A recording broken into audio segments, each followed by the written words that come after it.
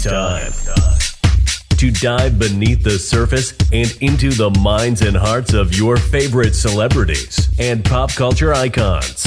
Welcome to Up and Adam. Hey guys, what's up? You're watching Up and Adam. My name's Adam Knoll. And for those of you who don't know me, I'm the guy bringing you guys all the weekly interviews and recaps from your favorite celebrities and pop culture influencers. But for those of you who do know me, you know that that's not why we're always here, right? Guys, today's one of those days. If you haven't already, make sure you hit that like button, subscribe to my channel, hit that notification bell, because we're about to dive right back into this whole Erika Girardi, Erika Chahoy, Erika Jayne, whatever you want to call her, drama amidst all of her divorce and the scandals that follow. So guys, let's jump right in. So guys, Erika's soon-to-be ex-husband is headed into bankruptcy. Honestly, whether he's down for it or not down for it, whatever the case is, this was an involuntary bankruptcy, and now there will be a trustee appointed. I know what you guys are immediately thinking. How is this going to affect the assets of both Erika and her soon-to-be ex-husband? What does this mean for them? Will they be able to still afford the $40,000 to $50,000 a month glam squad? And will it still be expensive to be Erika? These are a lot of questions. And while I'm not just snarfling, sniffling, or whatever you want to call it because I'm being sarcastic, I just honestly could not understand all of the chaos and everything that is being, or just raining down upon the Girardis right now. This is intense. This is a lot. And while a lot of you might say rightfully so, you guys think that they deserve this. You think that Erika deserves to be kicked off the Real Housewives of Beverly Hills. You feel like they stole money from widows and orphans and so on and so forth.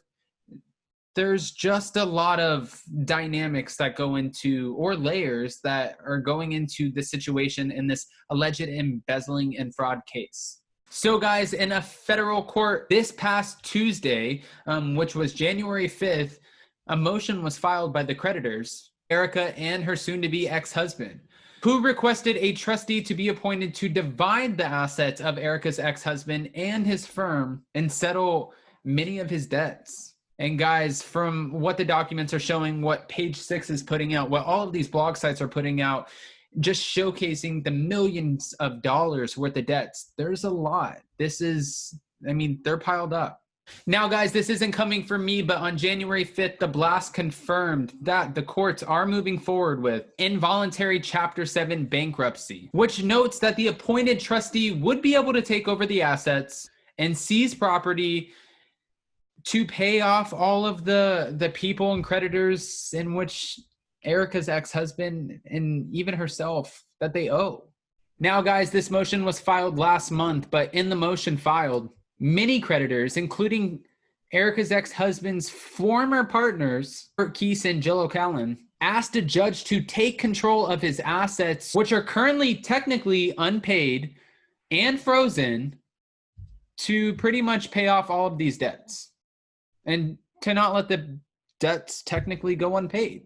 Actually, guys, one of the creditors came forward and explained that if a trustee is not immediately appointed to come in and take over control, the debtors file and reevaluate the debtor's case, retain counsel, and continue to prosecute cases, they believe that there will be a substantial amount of damage done to the debtor's cases and the clients, and that the estate will lose a tremendous amount of opportunity to collect a substantial amount of attorney's fees that could be helped or used to pay the creditors. Now, the creditors are coming forward saying many different things, but obviously wanting their money, but they're also accusing Erika and her ex-husband of taking out loans to fund their ridiculously lavish lifestyle. Now, guys, you have to remember $40,000 to $50,000 of a glam squad doesn't even touch the jewelry, the clothes, the flying on a private jet, the house, the multiple houses, the multiple cars, everything that comes with that. So really, are you looking at $40,000 to $50,000 a month? Or, and this is all hearsay, but are you looking at about $100,000 plus a month in just survival and living this ridiculously lavish lifestyle? One creditor is saying that having secured tens of $27 million in loans, pulling out to more than $39 million for Girardi and GK. That technically this had created this massive web of just being deceitful behind the lines. Now, guys, just to remember, while the judge has technically appointed a trustee, we do not know who that trustee is. That trustee has yet to be named.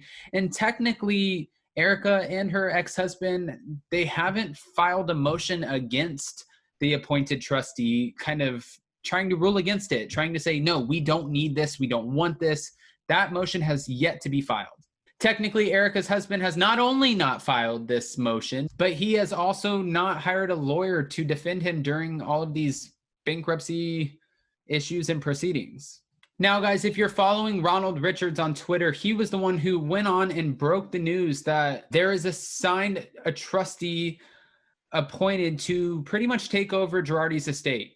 Technically, what does a trustee mean? It means that now a person picked by the government and confirmed by the court can use the full power of federal bankruptcy court to take over and administer all of the remaining assets of Erika and her soon-to-be ex-husband.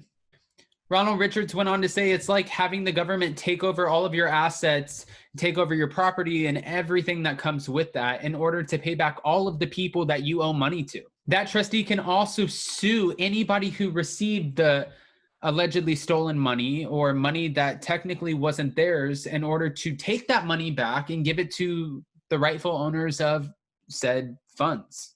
Now, guys, I don't know if you remember, but I just did a video where Erika started to sell her merch, her Pretty Mess label, on technically a French site right before a judge ordered her to stop selling anything, your assets, anything that could be involved in this court case, because these could be deemed as technically shared assets.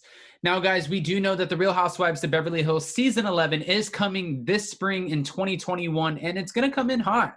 What the biggest question is will Erika be able to talk about her divorce? Will she be addressing many of these issues and everything that's in the blogs?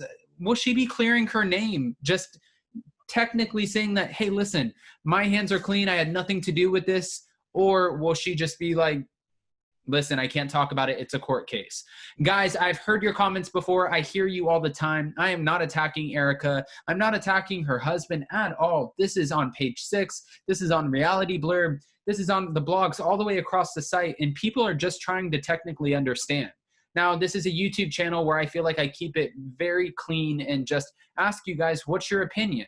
I don't have any information on Erika Girardi or her husband. I don't know what's going on. These are court legal documents and notable blogs who are reporting on the case. Now, guys, I'm curious what you have to say about this. If you haven't already, go ahead and comment below. Let me know your thoughts. But before you do, don't forget to hit that like button, subscribe to my channel, hit that notification bell, and I'll see you guys soon. We'll definitely keep you posted on everything that's to come. But in the meantime, guys, have a happy new year. Happy 2021, and just hang in there. Thanks for watching Up and Adam.